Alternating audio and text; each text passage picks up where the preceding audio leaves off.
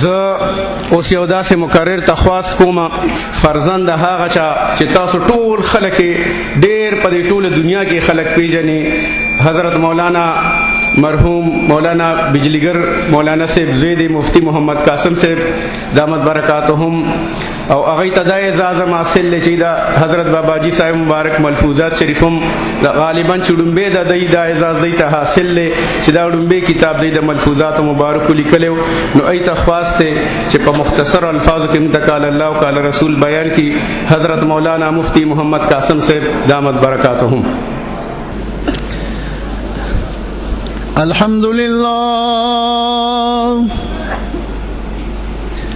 الحمد لله نحمده ونستعينه ونستغفره ونؤمن به ونتوكل عليه ونعوذ بالله من شرور أنفسنا ومن سيئات أعمالنا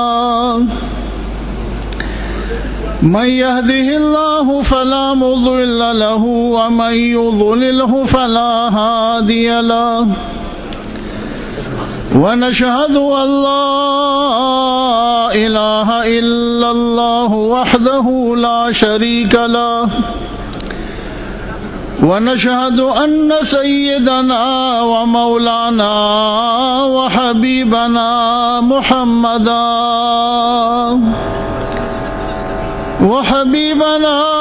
وشفيعنا وسندنا محمدا عبده ورسوله سيد المرسلين وخاتم النبيين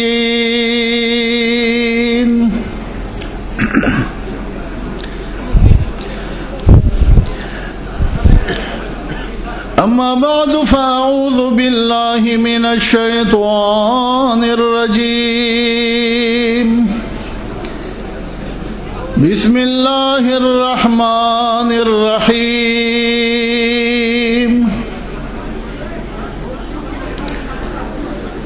يريدون ليطفئوا نور الله بأفواههم والله متم نوره ولو كره الكافرون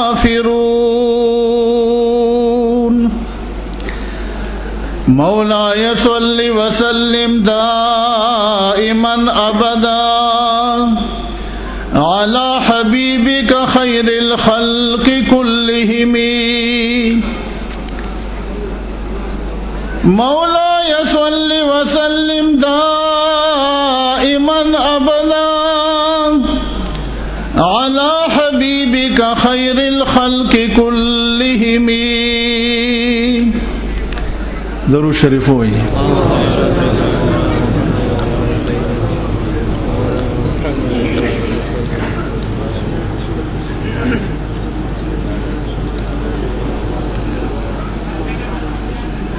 عزیزان اول خماتا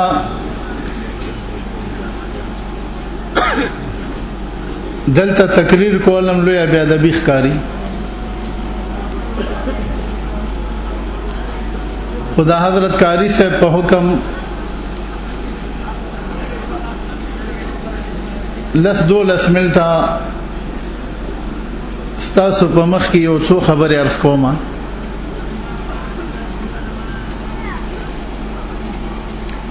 عزیزانو زمونږ د علماو عقیده دادا چې کوم ځای کې د 1,40,000 انبیاء کرامو د کمالات او انتها راشي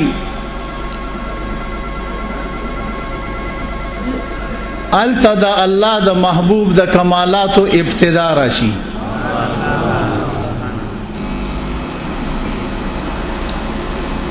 کم ځای کې دا 1,40,000 پیغمبرانو د کمالات او انتها راشي نو التنا د الله د محبوب د کمالات او ابتدا شروع شي. دا زمونږ عقیده ده.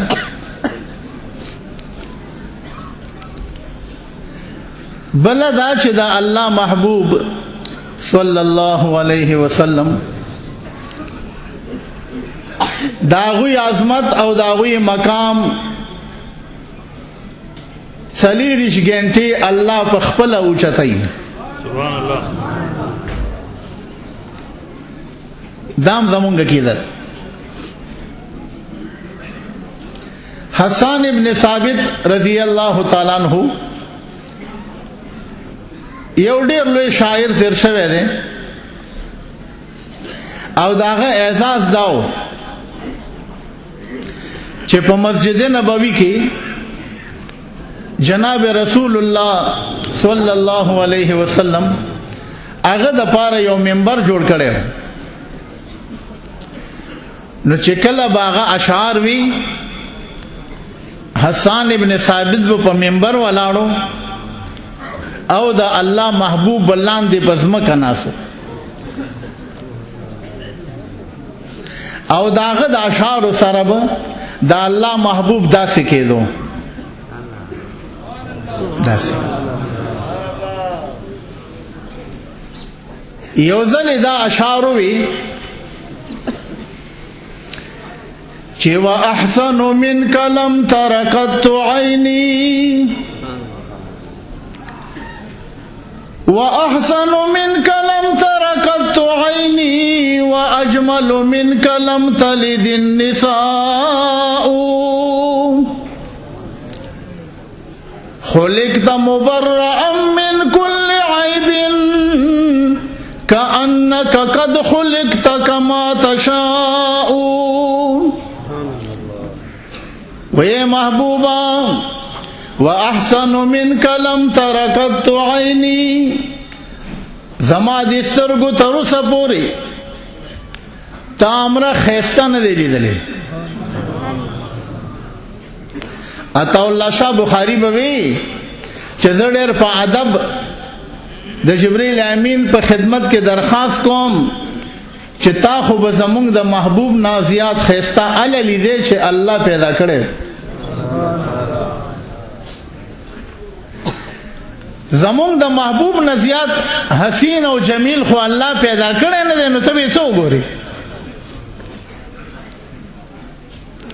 پیغمبر په دغه اشعار داسې کېږي لګیا او حسان ابن ثابت وته ګوري او بیا وایي چې محبوبا زه چې په خپلو اشعارو کې ستا تعریف کوم ما ان مدحت مقالتي بمحمد ما ان مدحت مقالتي بمحمد ولكن مدحت مقالتي بمحمد. ویزه په خپل اشعارو د خپل محبوب تعریف نه کوما بلکې د په ذکر سره خپل اشعار خسته کوم. د دوی ذکر چې پکې راشي نو د دوی د ذکر د برکت به زما اشعار خسته شي. زبس د دوی تعریف وکم د کم مخ تعریف چې الله کوي د کم مخ حسن چې الله بیانوي د کم زلف تعریف چې الله کوي هغه زلفې چې کله محبوب په وګوره خوري کې نو تور شپه جوړه کی.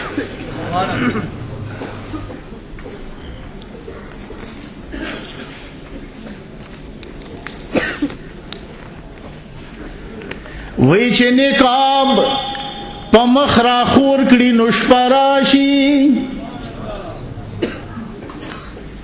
چې نقاب په مخ را خور کړي نو شپه راشي چې نقاب د مخ لرې کړي سحر شي. چاته پوښتنه وکړه چې دا شپه ورځ نو شاعر ورته وایي چې شپه ورځ خو هیڅ شی نه دی دا کمال خو ټول د محبوب د زلفو دی نه د شپې تیاره د خپله ده او نه د ورځې دا رڼا د دې خپله ده، بد د محبوب زلفې دي چې داسې په مخې خوري کی نو ورځ غیبه شي شپه راشي،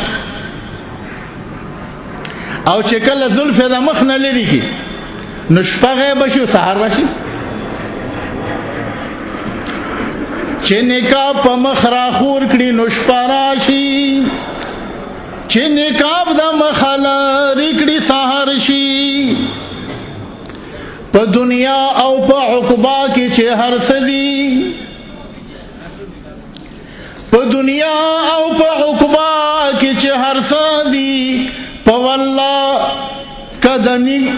والله کدی نیم نوک دم برابر شي. په دنیا او په عقبا کې چې هر څه دي، په والله کد نیم نوک دم برابر شي. نیم نوک دنیا دا، آسمانونا، زمکه، فرشتے، جنت، د جنت ټول نعمتونا دا په خدای قسم کدا الله د محبوب د نیم نوک برابر هم دي. نازیزان و عرض میں دا دے چې د الله د محبوب نو خو سړی د حسن حق ادا کولی شي چې بیان کی،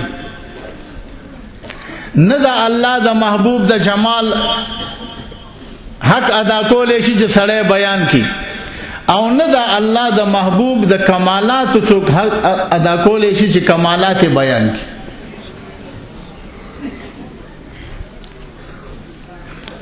امیر خسرو 15 منټه خو مې اغوستي دي.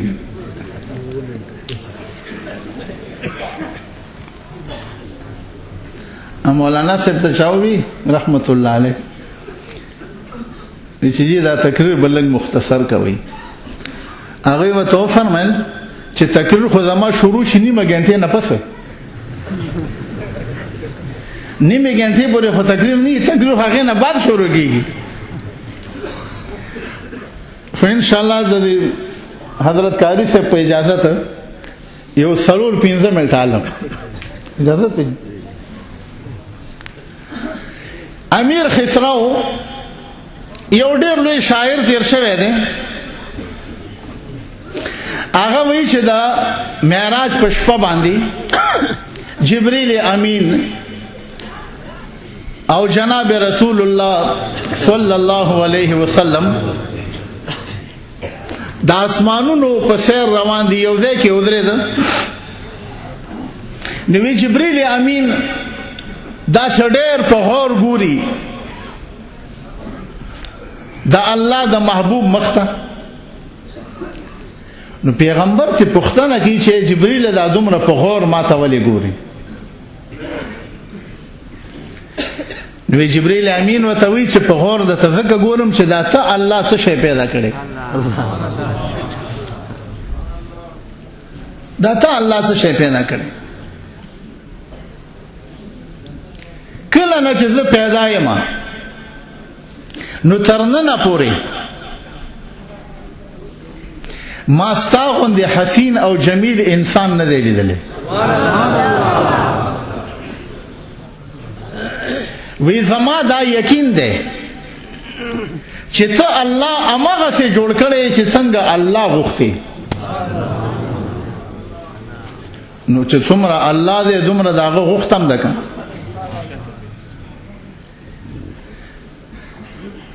الله بے انتہا دے. دغه رنگ دا الله غوښته دا الله کمالات دا بے انتہا دی. نو خپل محبوب داسې جوړ کړی دی چې څنګه الله غوښته. یو نکته تاسو ته ووایم، قرآن کریم کې الله فرمایي لا اقسم بهذا البلد وانت حل بهذا البلد. لا اقسم بهذا البلد وانت حل بهذا البلد. زما دې قسم وي په دغه ښار باندې مکه معظمه. اے پروردگارا ته د مکې په ښار ولې قسم خورې؟ ځکه چې بیت الله پکې دی. دماغ کې امدا راځي که نه چې بیت الله پکې دی، مقام ابراهیم پکې دی، مسجد حرام پکې دی، میزاب رحمت پکې دی، انبیاء کرام پکې دفن دي، صفا مروه پکې ده، چا سره چې د بیبي هاجرې قدمونه لګېدلي. نو د سړي دماغ کې امدا راځي چې الله په ځکه قسم خوري چې بیت الله دی پکې، مقام ابراهیم دی، صفا مروه ده. نو الله ته دا پته مخکې نه الله جواب کوي لا اقسم بهذا البلد، اے محبوبا زما د قسم وي د مکې د ښار په ځمکه باندې، او دا قسم زه ولې خورم؟ د دې وجې نه چې بیت الله پکې دی. اے محبوبا زه د مکې په ځمکه قسم د دې وجې نه خورم چې دې ځمکې سره ستا قدم لګېدلی دی. د دې وجې قسم نه خورم چې بیت الله دی پکې، مقام ابراهیم او صفا مروه دی پکې. د دې وجې نه خورم، ستا قدمونه د دې ځمکې سره لګېدلي دي. نو ستا د قدم د وجې نه زه د مکې د ښار په ځمکه قسم خورم. امیر خسرو وایي چې زه د جبرائیل امین داسې ګوري د الله د محبوب مخ ته، او ورته وایي چې آفاقها گردیدم مهر بتا ورزیدم، آفاقها گردیدم مهر بتا ورزیدم،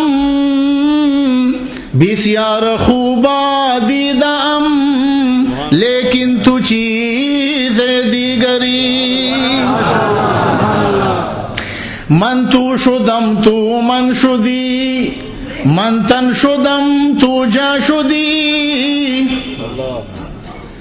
من تو شدم تو من شدی، من تن شدم تو جا شدی، تا کس نگویم بعد ازی من دیگرم تو دیگری، آفاقها گردیدم مهر بتا ورزیدم. وے محبوبا په دې ټول کائنات کې ګرځېدلی یم، 1,40,000 انبیاء کرام مې ټول کتلي دي. د دې کائنات دا لوی لوی ښایسته او حسینان او خوبان د جهان دا مې هم ټول کتلي دي. بسیار خوبا دیدم لیکن تو چیز دیگری، لیکن په خدای قسم چې په دې ټول کائنات کې ما ستا غوندې هیڅوک نه دی لیدلی. واخر دعوانا الحمد لله رب العالمین.